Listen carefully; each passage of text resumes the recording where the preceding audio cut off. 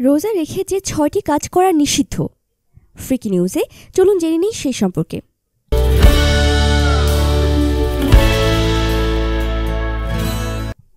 কোনো ব্যক্তি যদি রোজা রেখে এই ৬টি কাজ করে তাহলে তার রোজা নিশ্চিতভাবে উপোসের মতো হয়ে যাবে।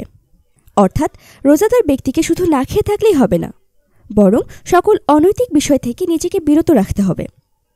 রমজান মাসে রোজাদার ব্যক্তির জন্য কোন ৬টি জিনিস একেবারেই নিষিদ্ধ চলুন তা জেনে আসি। ১. দৃষ্টি সংযত রাখতে হবে, তাই বেগানা মেয়েদের দেখা থেকে চোখকে হেফাজত করুন। তা সরাসরি হোক বা টিভি সিনেমায় দেখা হোক বা ম্যাগাজিন ও পত্রপত্রিকায় দেখা হোক।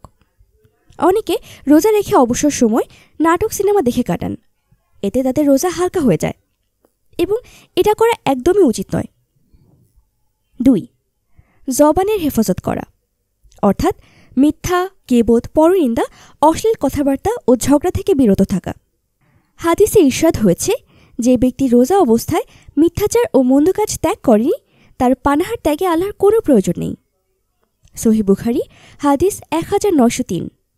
অন্য এক হাদিসে নবী করিম সাল্লাল্লাহু আলাইহি ওয়াসাল্লাম ইরশাদ করেছেন, রোজা অবস্থায় তোমাদের কেউ যেন অশ্লীল কথা না বলে এবং শোরগোল হট্টগোলে লিপ্ত না হয়।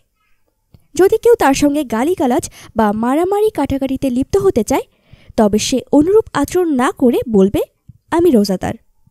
এ থেকে প্রতীয়মান হয় যে রোজা অবস্থায় মারামারি ও ঝগড়াঝাটি তো দূরের কথা, শোরগোল করাও রোজার আদব পরিপন্থী।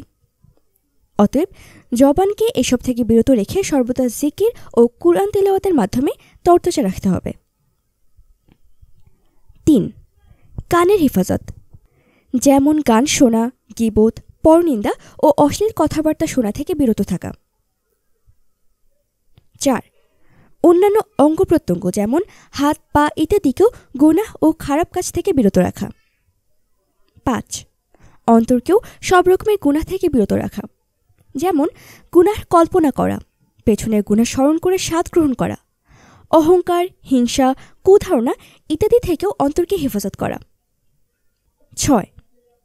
সাহরি ও ইফতারের হারাম আহার পরিহার করা। ইমাম গাজ্জালী রহমতুল্লাহ বলেন, যে ব্যক্তি সারাদিন রোজা রেখে হারাম খাবার দ্বারা ইফতার করে সে যেন একটি অট্টালিকা নির্মাণ করে আরেকটি শহর ধ্বংস করে।